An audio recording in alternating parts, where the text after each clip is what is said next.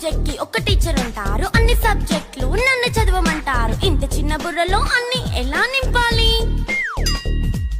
Class work, home work, fair notes అంటారు. Subject కి 3 books పెట్టి బ్యాగ్ నింపుతారు. ఇన్ఫాక్ట్ నా బరువు కన్నా నా బ్యాగ్ బరువే ఎక్కువ.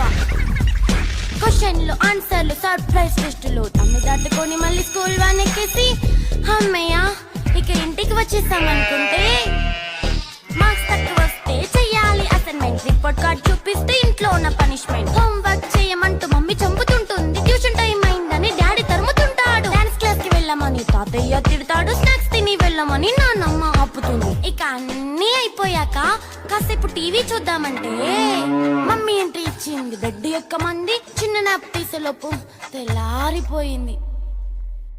అయ్యో మళ్ళీ మొదలు ఈ స్కూల్ కష్టాలు.